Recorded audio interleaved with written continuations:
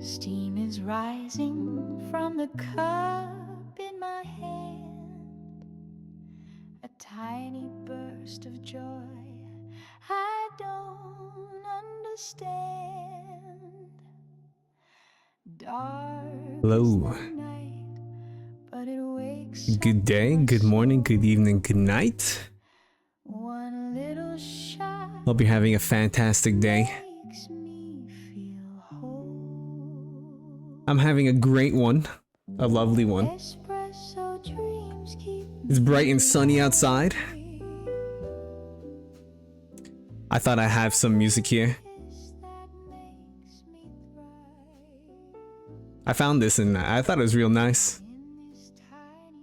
so I thought to include it.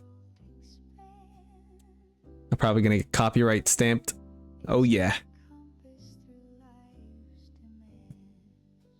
It's not Christmas, but I'm feeling jolly.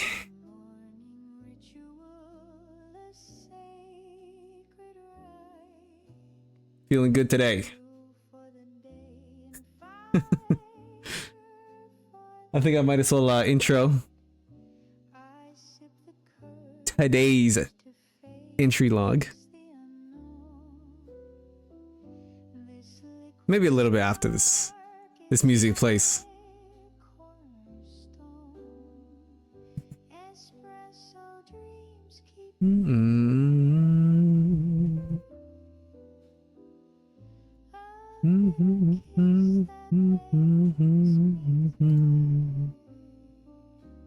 You can find this on Spotify if you're into jazz like I am. I think it's called Vintage Dream.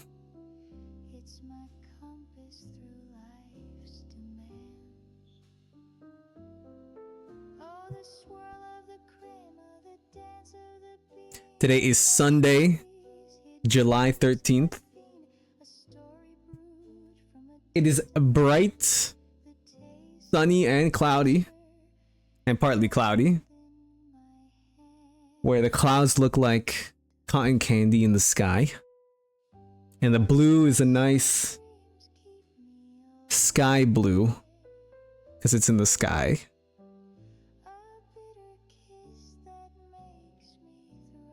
Okay, I'm gonna have to like slowly bring this music down. How are you doing today?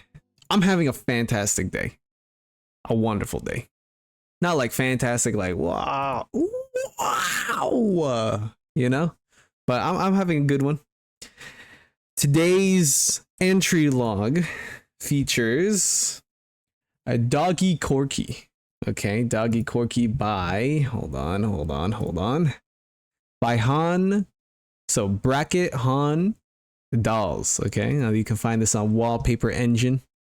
I think I used to include the wallpaper name inside my like the video, but you know what, maybe I can just start including it in like the comments, not in the comment, in like the, you know, the little blurb under in the comment section down below. I don't fucking know.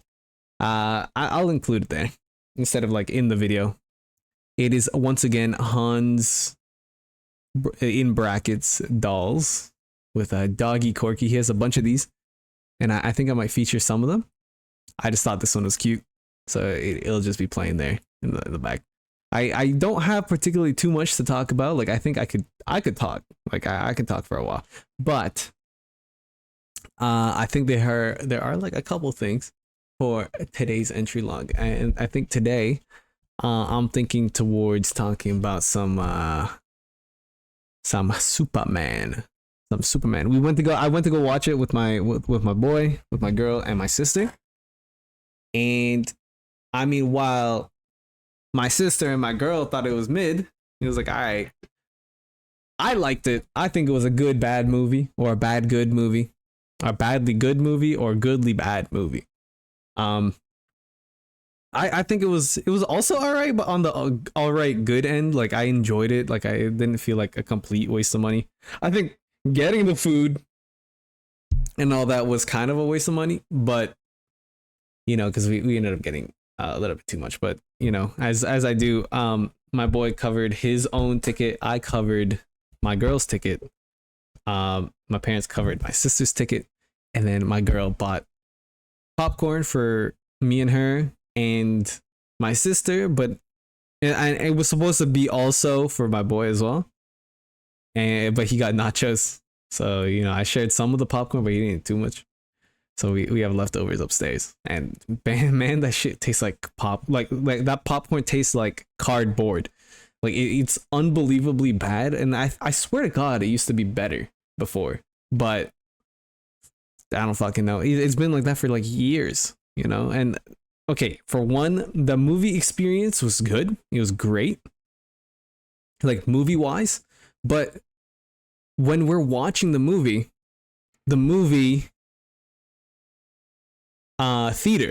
theater was like really fucking warm, and usually they have AC in that bitch, and it's cold. I've never been to a movie theater where it wasn't not hot. So it wasn't boiling. I've never been into a movie theater that wasn't boiling, and today it was fucking boiling, man. Not today, yesterday. Saturday. We went on a Saturday. Okay, I don't know why. And okay, we went to go watch it at a Mississauga theater. And it's been a while since I've been in the Mississauga Brampton like area. And boy, oh boy, am I not disappointed in seeing so many brownies. So many, like the whole theater is just one race. And you know what? That's okay. But because it was hot, I was worried that it was going to start smelling bad as well. And you'd be like, whoa, this is a bit racist. It's not. Like a lot of them smell bad. Not all of them, obviously. Some of them are like chilling, dude. They're just as white as the white guy that used to live here generations ago, like that one family that's white and lives up north in Barrie. Okay. Like they're just as white as any white guy coming in. Like I don't even like, even though I'm Spanish, I don't actually actively think about my Spanishness, other than when like race is specifically involved, like someone's talking a different language, and I'd be like, oh shit, I'm Spanish. Oh fuck, I'm Spanish. Or like when I think about my friend group and it's majority brownies, like Pakistani, Indian, Bangladeshi, or like one of them, I think, or maybe two. And then, and then you got like the token Chinese guy, which is my boy Edwin. And then there was me, the token Spanish, which I don't even think about. And I don't even think about myself as like Indian either. And I try to not look Indian because, that only thing I got going for me is Spanish in my friend group. Other than my personality. Yeah, like I barely think about how I'm not Spanish. Like I am Spanish, sorry. And when I really put it into perspective of how whitewashed I am compared to other people, like I can speak my language, but it's like Spanish people will make fun of me for speaking my own language, or like my ancestral language, I guess. And like being here, you're raised with so many other whitewashed internationals that I feel like it's kind of just in the back end of our thinking. And it's quite interesting to see the entire movie theater is just one race. And I'm like, okay, now these guys are all going to start laughing at the same jokes. And that was true. Like they all fit a certain demographic. And, some things in that movie was just funny, just as a result of being funny. Like it is actually like a good setup, punchline. But some of them, it was like, okay, yeah, you see the setup and you're just like, okay, yes, of course, they're trying to make it funny here. Like there's one point in the movie where Lois Lane and Clark Kent, or I guess Supaman, because he's dressed in the Superman suit, the tidy whities on the outside of his clothes. And like there's like an interdimensional imp at the back, and Green Lantern, Hawk Girl, and Mr. Terrific are fighting that bitch while they're having a heart to heart. And he's like, by the end of it, he's like, I gotta go do something. I gotta go save my dog. And they try to make it like, okay, my boy thought it was really funny. I thought it was a little bit corny, like just like yeah, okay, you're trying to make me laugh. You're like, it's clear that you're trying to. It's like there's no surprise, there's no real point to the joke. It doesn't further the story anymore, and I felt it was a bit redundant. And there's a lot of parts in the movie that are like that. But other than that, like I know they were trying to entertain me, so I thought it was a great film. Like story wise, it was a bit rocky. Like the dialogue was interesting. If I had like proof of that, I would pull it up. But like, come on, dude, I'm not gonna memorize. Like I swear to God, like after an hour and a half in the movie, I already forgot about the first hour. And I feel like that's just how the movie was made to be. Like you're not supposed to remember everything. And there are some points where they clearly made it so that like you should remember it. Like Mr. Terrific, which I didn't even know who this guy was. Like if you were to search up Mr. Terrific right now, so like Mr. Terrific. Yo, they made him badass. Like he's actually a sick ass guy, and it's just a really smart dude. He's a scientist, inventor, and martial artist in the comics. But like, dude, his fighting style and the guy's got a don't give a shit attitude, but he like reasonably so, because he's just super smart, and he's just like, I don't want to deal with that. I don't need to deal with that.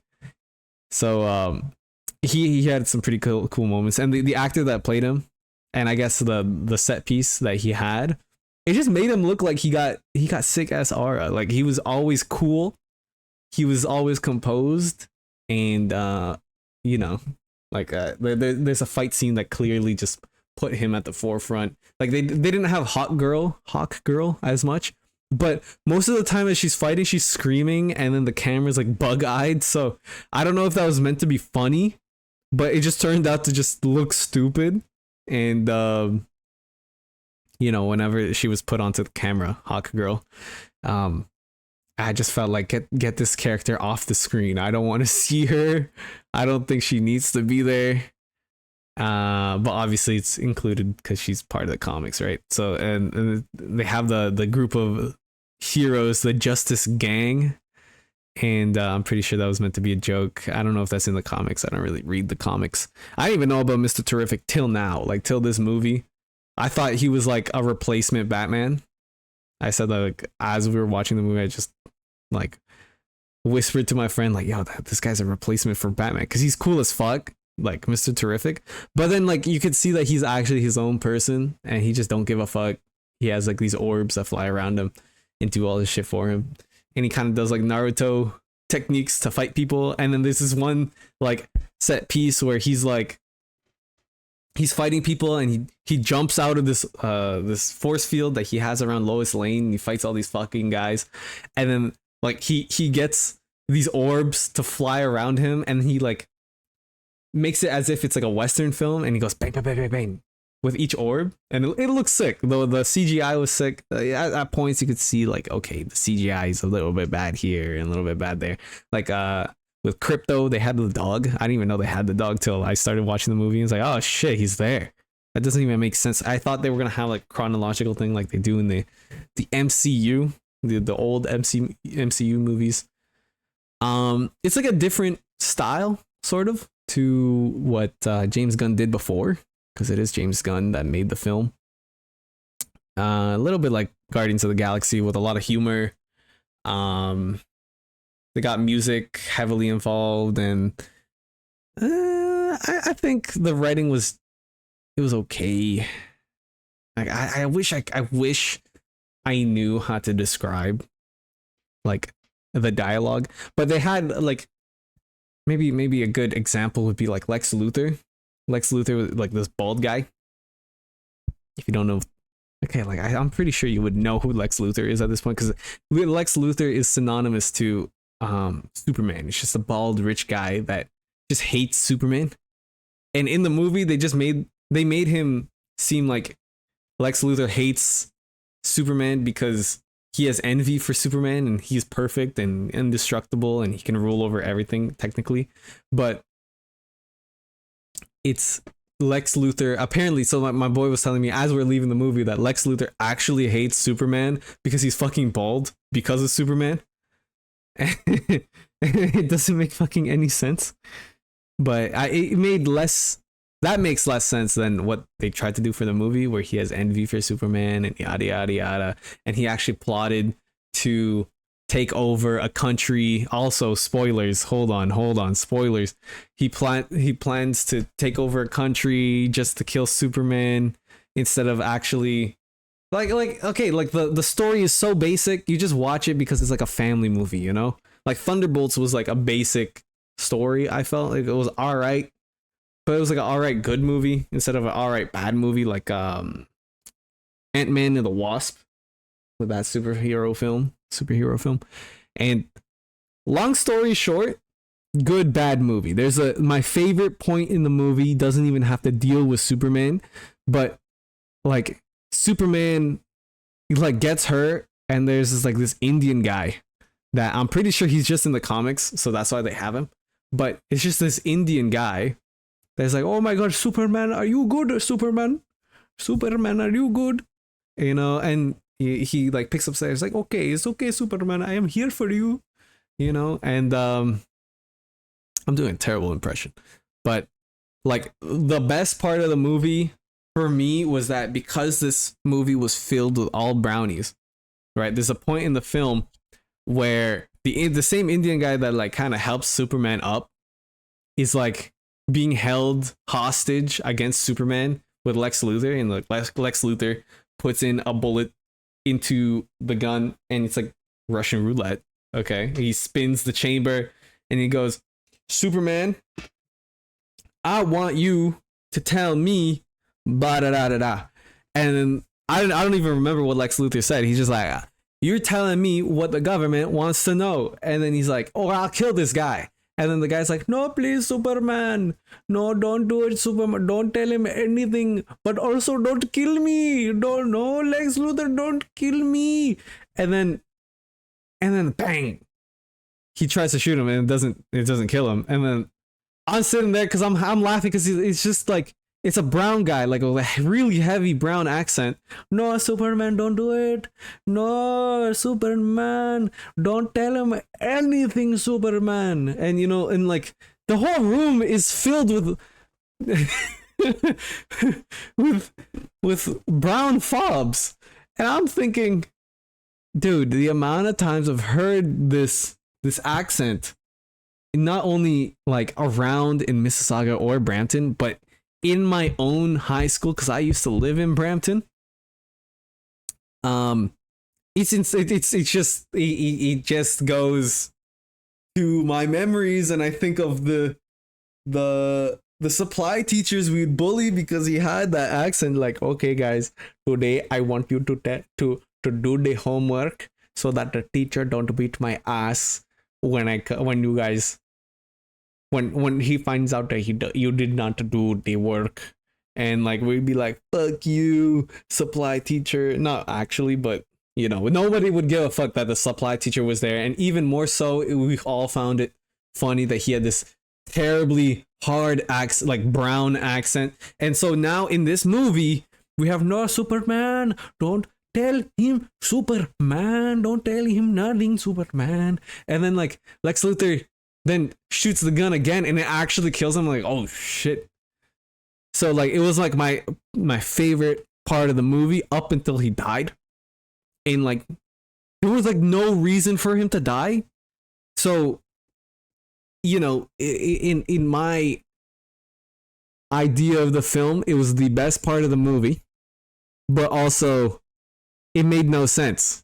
And that's why I liked it. Like there was so many random shit. Like there's a stone baby, and the guy that's holding Superman inside a cage in a pocket dimension. The pocket dimension is this guy. He turns his hand into kryptonite, and he's like stuck, right? And the only reason he's doing that is because Lex Luthor got his baby with like a normal ass guy, and the normal ass guy is holding that baby hostage. But then like, how do you kill a stone baby? You get what I mean? But of course they would have like this whole system to kill the baby, but it's a stone, like he's made of jade, right? Like the best thing you could do is get a sledgehammer, but that motherfucker didn't have a sledgehammer at all. He was just like, you see this baby?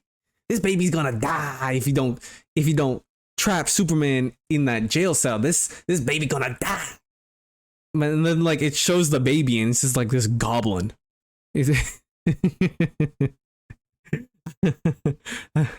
just a goblin, and he's like right on the other side. And I'm thinking, how is he gonna kill the baby? He's just gonna throw the baby out the jail cell, and jail cell is just made of glass. So and then I thought, how do they eat? And I started going off on a different like thought process while the movie was going on, and I kind of like did not pay attention to part of it because I'm thinking about the semantics. Like, okay, how is he keeping these people inside the jail? And he has this jail floating suspended in this pocket dimension, and well, does he keep them alive and tortures them and just tortures like millions of them or thousands of them? And he also has like, just because he hates Superman so much, he has a bunch of mind controlled monkeys via like computer chips inserted into their brains, and he's having all these like thousands and thousands of monkeys make like hate remarks, like trolling on the internet just for Superman alone, like super shit and shitter man, like whatever the fuck they're coming up with. And like, so it shows Superman walking, like not walking, because he turns himself in to the government. And look, you're not going to understand unless you watch the movie, but they have him handcuffed. He goes into the pocket dimension, and then as Lex Luthor is flexing on Superman as he like thinks he got him trapped forever now, he's just showing a shit ton of monkeys that he has just shit talking Superman online. And you know, if he's a super smart guy, okay, like, okay, yes, he's a rich billionaire, but if he's a super smart guy, that is the dumbest thing you could ever do. Like, he's just doing it to flex, sure, but I think there's a lot of better, easier ways to flex your money and power than having a shit ton of monkeys microchipped shit talking online. Like, and that means he had the monkeys trained. And so the more you think about it, the stupider it gets. And they just made Lex Luthor supposedly one of the smartest billionaires. It's just like a really dumb character. And it just kind of gets corny sometimes. Like, he at the end of the film, he's crying because Superman beat him just with super strength, and like his and the friends he made along the way. But he's like crying at the end, and I'm like, I could hear people be like, oh my, like like ew, why is this in the I turn to my left and my right, and both my girl on my left and my boy on the right are just like, why is this in the movie? Like, it's not even funny. But then it pans to Mr. Terrific, and his aura like kind of saves the moment. He's like, all right, get the fuck off this, get the fuck off this computer, let me fix this shit. Like he's got like no nonsense aura, and you know that. And there's a lot of cheap like jokes, like a cheap like just to get like a laugh here and a laugh there. Like Mr. Terrific and Lois Lane, before they go to save the day and save Superman, he's like, oh, we'll go to my ride. And then it's just Lois Lane and Mr. Terrific looking at a garage, and the garage door is just going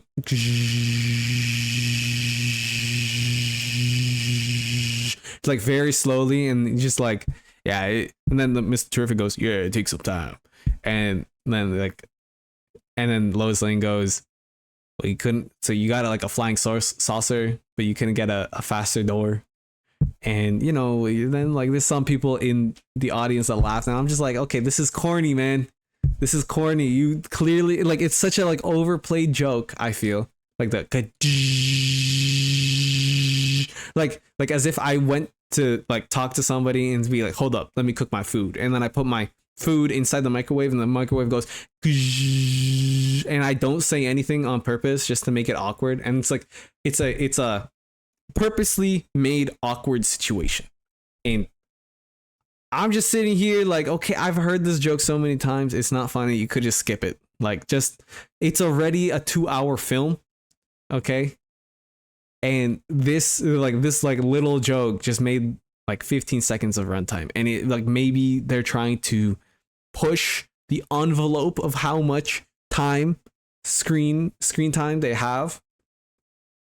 But like, if they had other things that were better, it would make it 10 times better to just have the other things in than just that one lame ass joke, that 15-second joke. Because it just took a while. Just.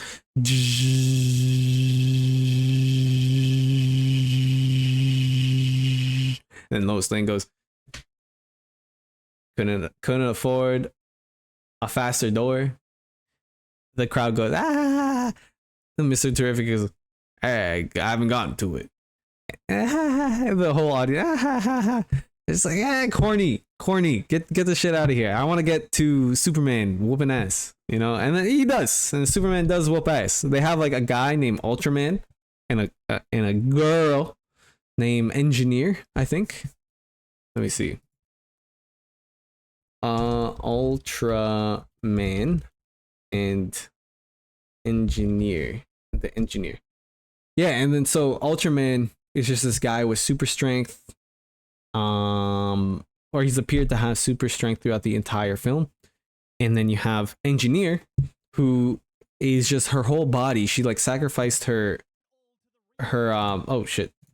Sorry, that was oops. Oh no. Okay, that didn't get on the recording. So Engineer is like this like she sacrificed her humanity to become a nano machine a woman. And so she can turn her body into literally everything and anything. And she can go and like turn into like really small bits of nano machines and then like really big. And then she uses her hands.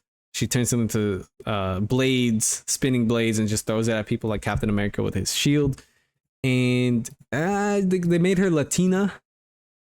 She's a Latina, and I thought it was a little bit jarring just because it's like, okay, of course, like a villain is of a different race, not race, but like an exotic person. Like she has an accent. Like usually you have, hello, I am coming here to destroy the main hero of this movie. Like, and it's like a Russian guy, okay, like Russian guy versus like U.S. motherfuckers that are the good guys. But here it's like a Latina. She's like, come on, wait. How do we even get to? I don't even know how to do the accent. I'm Spanish. Can you believe I'm such a phony? It's just like, come on, wait. Where's I can't even do it. But her accent is just a bit corny as well. It's just like I made a note. It's fucking. It doesn't make sense why it's there. It doesn't need to be. Felt like it's just like, oh, we got another diversity checkbox to list. But maybe she's actually Spanish. Like, let me see. The Engineer, Spanish in comic book. Let me see. Before I talk about Ultraman. Okay, no, she actually is. She is Spanish, and she's a metahuman. So like at the start of the movie, they have like a 5-minute like kind of just let's fill in the lore for this movie. And like if you miss it, you kind of are just out of luck. But yeah, the nano machine lady, I forgot what I was going with that. I just thought it was a bit corny when she came in, and she's kind of fucking useless, just like a no-name bad guy that is in the comics, that happens to be in the comics. And then you have Ultraman, which like it was unveiled to be, oh, the only other guy with super strength, Superman. It's a clone of Superman, but he's a dumbass. He ain't got a thought between those eyes. Superman versus Superman. Now we really got a show. And then like, you know, they fight a little bit and they go, and then Lex Luthor goes A1, C2, Y3, or 4D, you know, and like calling out different like fighting positions, because this clone of Superman, Ultraman, is a dumbass. So they actually pre-programmed different fighting moves, which is like, okay, that's pretty cool. I thought it was pretty good for the film. Because it's like, okay, he's a dumbass, this is how he fights. But it keeps getting extended. Like it happens so many times. Like Luthor is like A4, A4, A4, A4, and then Superman's getting whooped ass. And then so when they do unveil that the clone is Ultraman, and then it's like Superman versus Superman, technically just a dumber Superman versus a normal Superman. Um, the fucking dumb Superman, when they unveiled him, it's like the actor there, but because of the angle, it's the same with the Hawk Girl. Hawk Girl, like they put the camera on her when she's screaming and she's like, ah, but like it has her from like the forehead perspective, like the camera is looking up from the forehead down to the eyes, and it just makes the person look like they have a bug eye, like one eye's going one way and the other eye's going another. So when they unveiled Superman as a clone, I don't know if it was intentional to make him look stupider, but for me, I thought it would be like, oh my god, he's fighting himself, right? But instead, it's actually just, oh, so what the fuck? Is that the actor? You know, like that's the moment, because they have the camera so close to him, and it's like at the forehead to eye level, and he's looking down a little bit, and his eyes look bug-eyed. And I thought it was funny.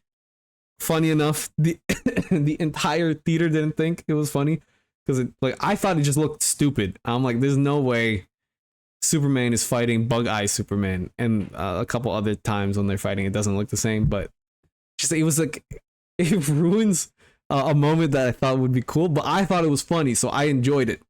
But you know, my girl did not enjoy certain aspects of that movie. She thought it was too, it ran a little bit too long, and you know the guy, but okay, maybe because the guy beside her was just going like, and then like chomping real loud with his popcorn, and I don't know, like my girl started just like not actually tweaking, just like she didn't like it, right? But the movie was all right. It was good. It was like a good, all right movie. It's like Thunderbolts. I recommend to watch it. I thought it was a nice evening. I don't know if my girl would recommend it, or my sister. My sister gave it a 5 out of 10. Or yeah, she gave it a 5 out of 10 because the plot was kind of like wishy-washy. It just didn't make sense. And then like there's like there's also a moment where like Jar Havana or some shit, like it's a country being invaded by Bolivara. Some also I don't remember. And like there's these kids that raise a flag for Superman, but like right as they're about to get invaded, like the military's on the edge, and they just got the order to push in. The little kid, everybody else runs, but this little black kid goes, Superman, Superman, Superman, Superman, Superman. And like these guys, like it doesn't tell you what language they know, but all they know, funny enough, is just Superman. Like the entire crowd that is grouped up around this one part of the border where the military is, all of them are chanting Superman, and then they all flee, and then there's this one little kid holding up that one flag on that one stick saying Superman, Superman, Superman, Superman, Superman, and Superman doesn't fucking show up. Superman is dealing with like an issue in Metropolis. But then Guy Green Lantern, let me see if I can find his name. Guy Gardner, Green Lantern. He's there to save the day, and it's like, hey kid, you got someone better than Superman. But like the kid's like, what? But I don't know if it was meant to be funny, but it was a funny scene. What else? The end of the movie, like, so there cries, and then it's done. Apparently there's like a post-credit scene, like post. So there's a pre-credit scene, and then a post-credit scene, or a post-credit scene, and then another post-credit scene. I don't fucking know. It's like a whole bunch of hullabaloo. And you know, it turns out the movie was okay. You know, I got a little bit overhyped. I didn't watch the actual like trailer, and then I actually went to watch the trailer after the movie ended, and I thought, oh, this is not a movie I'd watch. Then I watched the movie. I could care less. Like the trailers nowadays for movies are they're very cliche. You know, there's I think that's one movie, and then you got like Jurassic World, and then they have the guy like, oh my god, I'm going to die, and then like The bum bum bum this summer. Bum bum bum bum. Bear witness. A Jurassic World. And bum bum bum bum bum bum bum bum. And then you hear like the dinosaur roar. Bum bum bum bum bum bum. And each time I hear bum bum bum bum, like the explosions, like and like the thumping, I want to watch the movie less. Like it's so overdone, it's so cliche, but the idea of dinosaurs roaming the world, it's like I want to watch that. So I'm going to watch that. Oh shit. Hold on. Okay. Anyways, aside from that, I have nothing else to talk about, but I will be interrupted shortly, so just give me 1 minute. I will play some music and I'll take a little break. Just 1 second. There we go.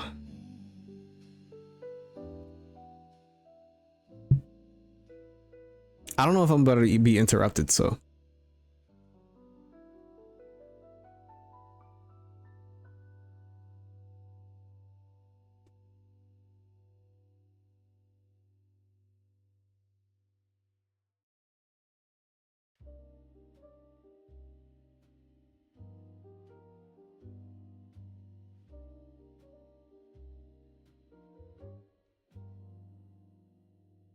Steam is rising from the cup in my hand.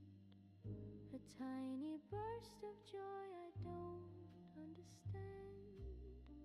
Dark is the night, but it wakes up my soul. One little shot makes me feel whole. Okay. We're back. I don't even know how that transition sounded. I just heard the door open. I'm like, oh fuck, I gotta go see. I didn't even go see. I just took a sip of water and I waited.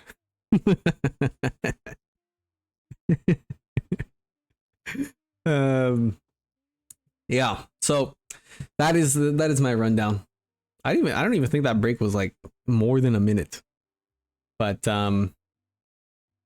yeah, that's my take on the movie. Yes, I talked for 30 minutes about this movie. So I'm gonna move on. I thought it was pretty funny that like this summer, bum bum bum bum, coming to a theater near you, Mosquito Man, bum bum, I'ma suck you dry, and then like, and there's the various clips of Mosquito Man sucking different men dry.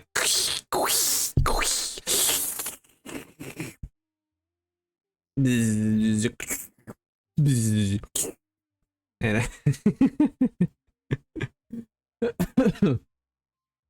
I thought of that a while ago. It's like a really gritty man that one day he was bitten by a radioactive mosquito, and he has no choice but to suck different men dry. And he goes from one guy to another, and it's just like, help me, Mosquito Man. And then he comes in, he saves the day, but then sucks both of them dry, you know?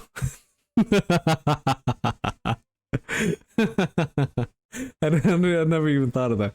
I thought of it before, but it's just like a grizzled man, and he's forced to suck people off for blood, we can say. And he's doing it against his will. He's got like a family of 4, but he has no choice but to suck people off. So it's just a dick joke.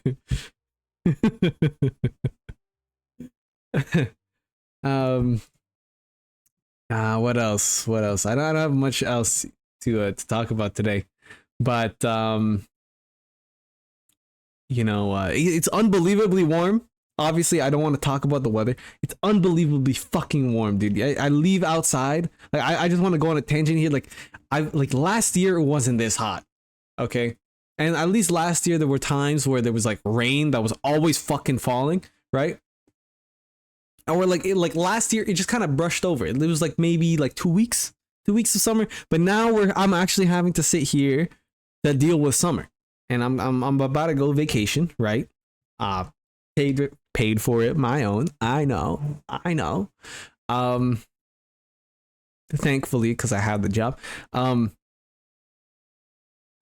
It's unbelievably warm, and because my car is completely black interior and exterior.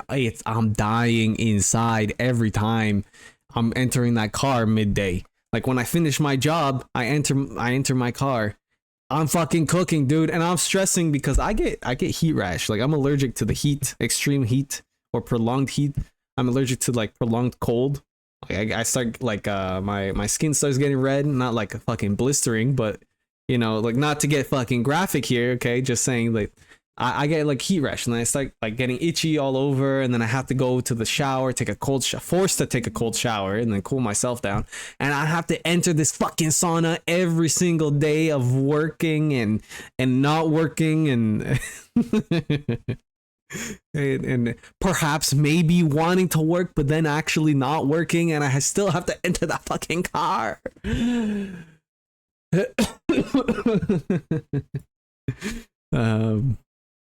Yeah, that's besides the point. I'm also throw out this other thought, like Civil War reenactments. I know I already talked about it before, but you know, Civil War reenactments, there are these times where, you know, these guys go out and they fight themselves, essentially, for like in the US, let's say. They do US Civil War reenactments, and it's just US fighting US, and then US lost, and oh shit, US also won. So I think that was like a pretty like interesting take.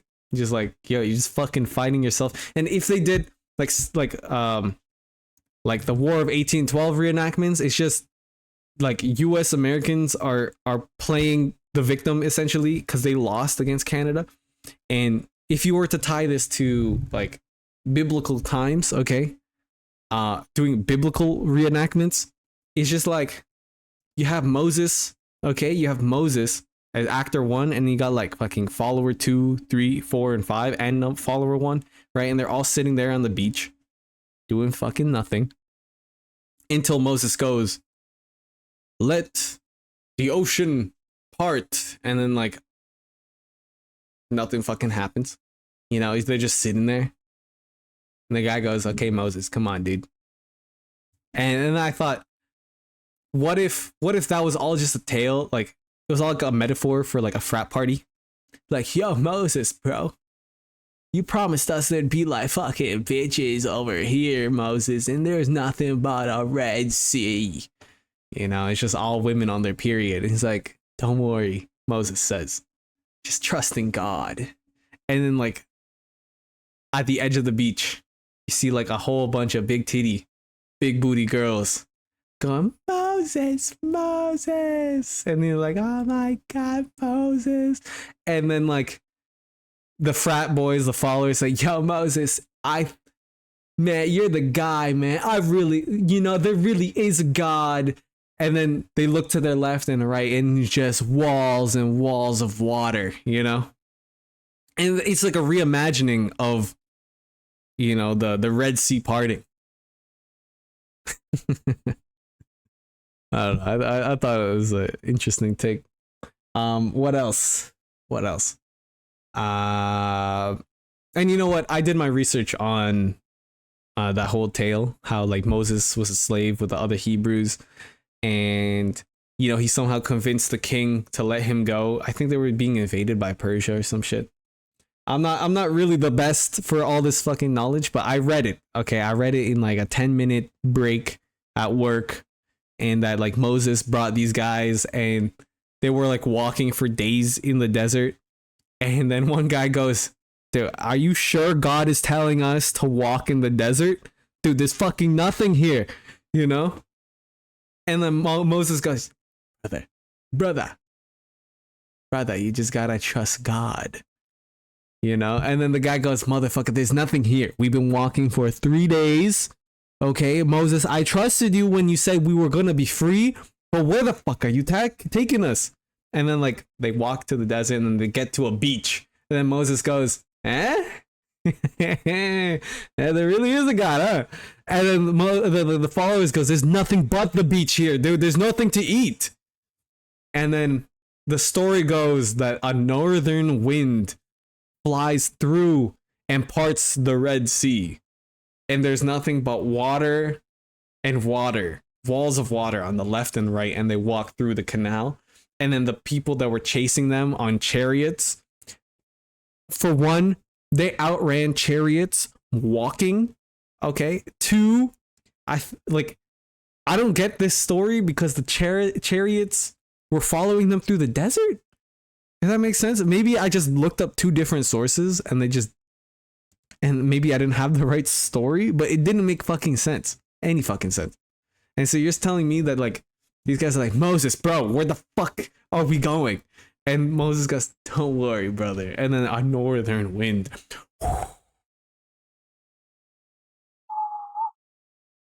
I don't even know if that's coming out on the microphone. But a northern fucking wind goes through the beach and then they walk through. I'm not really that devout, so I'm just reading this and being like, what the fuck? I'd also be like, what the fuck, Moses? You fucking tricked us, you know? And then they walk off into the sun, into the desert heat of the desert, and that's about it, you know? Past that, I don't think I have much else for this entry log. Obviously, this comes out a day after, so for me, it's Sunday, July 13th, 2025. But for you guys, it's gonna be July 14th, Monday, 2025. So I hope as this comes out, you're having a fantastic day, a wonderful day. I know I will, because I'll be at work making some bread. Okay. And I'll see y'all in the next one. I think I'll leave it here. Yeah. I shall cue the music in. And enter the music. The music is actually slowing down right now. Now we enter Music Land. Thank you for joining. I hope it doesn't get copyrighted or copyright strike. Like, I found this on a YouTube video, but there's someone singing, so it might be the actual song. Anyways, have a good one. Have a lovely rest of your day. I've reached my quota. Past 30 minutes. Enjoy the rest of your day. Good morning, good evening, and good night. It shakes my soul, it bends my will. Espresso shot, you're my escape. A tiny storm